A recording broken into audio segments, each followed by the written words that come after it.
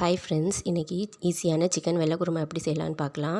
2 கரண்டி அளவு oil add பண்ணிக்கோங்க. 1 ஸ்பூன் சோம்பு, 1/4 கிலோ அளவு சின்ன வெங்காயம், ஒரு துண்டு இஞ்சி, ஒரு 7லேருந்து 8 பல் அளவு பூண்டு, 7 8 பச்சை மிளகாய். இது நல்லா வதங்கினதுக்கப்புறம் 1/4 மூடி அளவு தேங்காவை துருகி போட்டுக்கோங்க. ஒரு 10 போல் முந்திரி பருப்பு ஆட் பண்ணிக்கோங்க. இதை நல்லா வறுத்து ஆற வச்சு நம்ம மிக்சியில் அரைச்சி எடுத்துக்கலாம். இப்போ ஆயில் ஆட் பண்ணிக்கோங்க. மசாலா சாமான் எல்லாம் போட்டுக்கோங்க. இது நல்லா பொரிஞ்சதுக்கப்புறம் ஒரு பெரிய சைஸ் வெங்காயம் அதை இந்த மாதிரி கட் பண்ணி போட்டுக்கோங்க.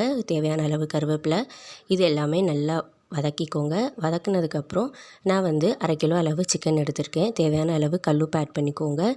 அதுக்கப்புறம் இதில் அரைச்சி வச்ச பேஸ்ட் ஆட் பண்ணிக்கோங்க. இதில் தக்காளி, மிளகாத்தூள், மஞ்சள் தூள் எதுவுமே கிடையாது. வெறும் பச்சை மிளகா தான். இது ரொம்ப டேஸ்ட்டாக இருக்குங்க. இட்லி, பூரி, அதுக்கப்புறம் தோசை இதுக்கெல்லாம் செம்மையாக இருக்கும். இப்போ இதை க்ளோஸ் பண்ணி வச்சு லோ ஃப்ளேமில் 20 நிமிஷம் வச்சு எடுத்திங்கன்னா நம்மளோட வெள்ளை குருமா ரெடி. தேங்க்யூ.